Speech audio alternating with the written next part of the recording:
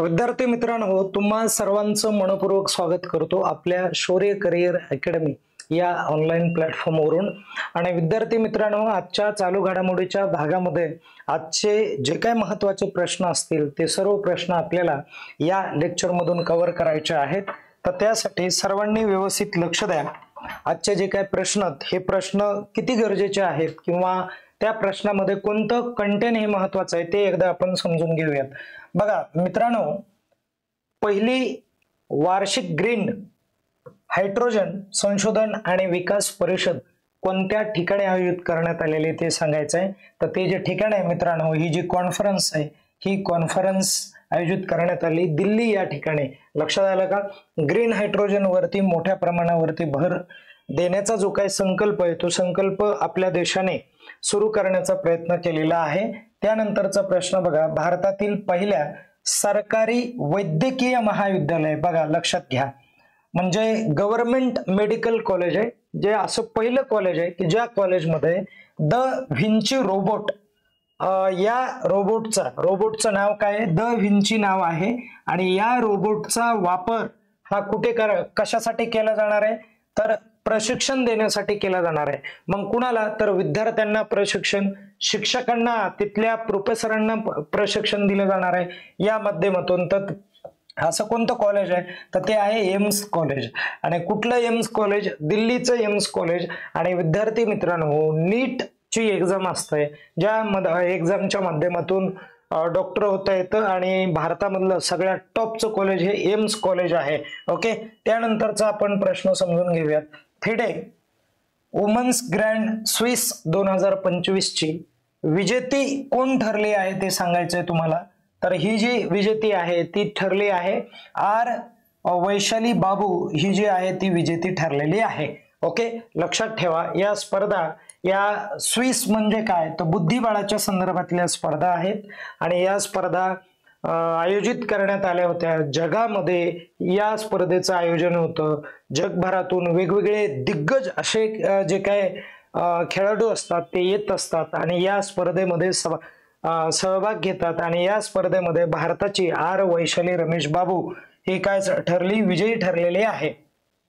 समुद्र प्रदक्षिणा नावाची ही एक योजना आहे, किंवा योजना म्हणण्यापेक्षा एक मिशन आहे। आणि हे जे मिशन आहे या मिशनच्या माध्यमातून काय केलं जाणार आहे? तर समुद्र म्हणजे बघा, तर सागरी सीमाच्या संदर्भामध्ये आहे, सागरी सीमेचं रक्षण करायला पाहिजे।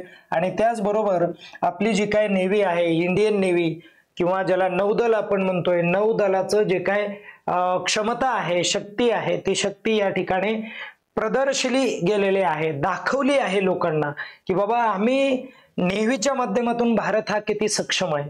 हा सक्षमपणा, ही शक्तिशाली जी काय मोहीम आहे, ही मोहीम या मिशनच्या माध्यमातून राबवण्याचा प्रयत्न केलाय। आणि आम्ही स्वतःवरती अवलंबून आहोत, म्हणून ही जी प्रदक्षिणा आहे किंवा हे जे मिशन आहे, हे मिशन कोणत्या योजनेच्या संदर्भात आहे? तर आत्मनिर्भर भारत हा जो देश आहे, हा भारत देश आत्मनिर्भर आहे। आम्हाला कुठल्याही म्हणण्यापेक्षा बऱ्याच गोष्टीसाठी इतर देशांवर अवलंबून राहण्याची गरज नाही। अवलंबून राहावं लागतं, परंतु पहिल्यासारखं नाही, असं या ठिकाणी म्हटलंय। आता त्यानंतर दरवर्षी जागतिक ओझोन दिवस जो आहे, ज्याला आपण ओझोन डे म्हणतो बघा, वर्ल्ड ओझोन डे जो आहे, ठीक आहे, लक्षात आलं? वर्ल्ड ओझोन डे जो आहे, हा ओझोन डे जो आहे हा कधी साजरा केला जातो हे तुम्हाला सांगायचंय। जवळपास 50 किलोमीटरच्या अंतरावर वरती, आलं लक्षात? तर तो ओझोन लेयर आहे। आणि हा ओझोन लेयर काय करतो मित्रांनो? सूर्याची जे काय अतिनील किरण असतात, या अतिनील किरणापासून हे ओझोन लेयर काय करतात? माणसाचा बचाव करण्याचं काम करतात। लक्षात आलं? हे अतिनील किरण याच्यावरती पडतात, ठीक आहे, या ओझोन लेयर मध्ये येतात आणि ते तिथंच अडवले जातात। आणि हा ओझोन लेयर मानवासाठी खरंच एक वरदान ठरलेला आहे। आणि हा जो ओझोन डे आहे, हा ओझोन डे कधी साजरा केला जातो? तर तो 16 सप्टेंबर या दिवशी तो काय केला जातो? साजरा केला जातो। ओझोन लेयरचं महत्व लक्षात घेतलं जातं। हा थर किती महत्वाचा आहे, प्रदूषण करू नका, जेणेकरून ओझोन लेयरचं जे काय हे आहे त्याची जी काय क्षमता आहे ती कमी होईल आणि नंतरचा डे कोणता आहे बघा, जागतिक फर्स्ट एड डे म्हटलं जातं त्याला, मराठीत प्रथम उपचार दिवस जो आहे हा दिवस कधी आपण साजरा करतो, तर हा जो दिवस आहे मित्रांनो हा दिवस साजरा केला जातो 15 सप्टेंबर या दिवशी साजरा केला जातोय. प्रथम उपचाराचं जे काय महत्व आहे हे महत्व या ठिकाणी काय केलं जातं, व्यक्त केलं जातं. आणि या प्रथम उपचाराच्या माध्यमातून म्हणजे अपवादात्मक परिस्थितीमध्ये एखादी इजा वगैरे झाली तर फर्स्ट एड बॉक्स आपल्याकडे असणं गरजेचं आहे.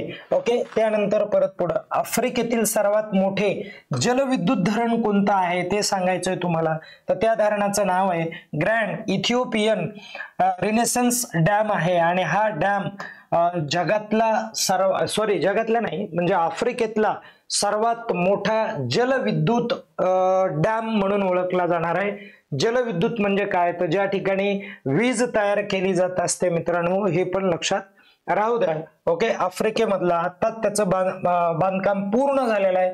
आणि भारत आणि त्याचबरोबर ADB यांनी उत्तराखंडमध्ये टिकाऊ विकासासाठी, टिकाऊ म्हणजे काय, ज्याला शाश्वत विकास म्हणतात, कोणता विकास, शाश्वत.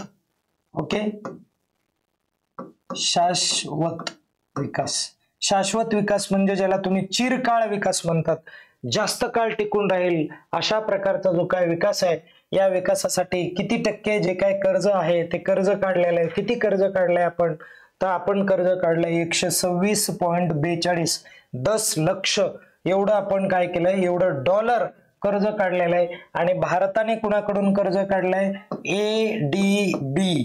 ओके, ADB म्हणजे काय, A stand for Asian, D stand for development, B stand for bank, Asian development bank. Okay, त्यानंतरचा प्रश्न बघा, नरेंद्र मोदी यांचा वाढदिवस होता आणि वाढदिवस कितवा होता ते मला एकदा कमेंट करून सांगा. आणि तो दिवस कोणत्या रूपामध्ये साजरा केलाय, तर तो केलेला आहे मित्रांनो सेवा पंधरवडा या रूपामध्ये साजरा केलेला आहे. त्यानंतर परत पुढे आचार्य म्हणजे ज्यांना प्रोफेसर तुम्ही म्हणता. ओके, तर आचार्य देवव्रत महाराष्ट्राचे कितवे राज्यपाल झालेले आहेत बघा, लक्षात ठेवा. मागेच 9 सप्टेंबरला निवडणुका झाल्या उपराष्ट्रपती पदाच्या आणि त्या उपराष्ट्रपती पदामध्ये माननीय महाराष्ट्राचे जे काय राज्यपाल CP राधाकृष्णन हे देशाचे काय झाले, उपराष्ट्रपती झाले. आणि देशाचे कितवे उपराष्ट्रपती झाले ते तुम्ही मला कमेंट करून सांगा. आणि हे मग राज्यपालाची जागा शिल्लक राहिली तर त्या जागेवरती कुणाला बसवलं, तर आचार्य देवव्रत यांना बसवलं. हे ऑलरेडी गुजरातचे राज्यपाल आहेत आणि ह्यांना ऍडिशनल अथॉरिटी महाराष्ट्राची मिळाली. गुजरात या राज्याचे ते काय आहेत, राज्यपाल आहेत. ओके, लक्षात राहू द्या, खूप महत्वाचा भाग आहे. या अगोदर ते प्रोफेसर होते. ओके, अशा पद्धतीने आजचे जे काही प्रश्न आहेत ते महत्वाचे आहेत. पण या प्रश्नामध्ये हे पण लक्षात राहू द्या, राज्यपालाचं जे काही कलम असतं मित्रांनो, राज्यपाल या पदाचं जे काही कलम आहे ते 153 कलम आहे. कोणतं कलम आहे, 153 कलम आहे. 153 पासून 159 पर्यंत ते कलम आहेत. मग त्यामध्ये काय काय दिलेलं आहे, तर राज्यपालाचं पद दिलेलं आहे. त्यानंतरच्या कलमामध्ये, पुढच्या कलमामध्ये त्याची पात्रता आहे, त्याची सेवा शर्ती आहेत त्या पदासाठी, त्यानंतर त्यांना पेमेंट किती दिले जातं, त्यानंतर त्यांचा शपथविधी आहे, हे सगळं या ठिकाणी दिलेलं आहे. अशा पद्धतीचे हा विषय आहे. सर्वांनी व्यवस्थित हे समजून घेतलं असेल. या ठिकाणी आपण थांबूयात कारण आपला जो व्हिडिओ आहे तो मोठा होत आहे. ठीक आहे, धन्यवाद.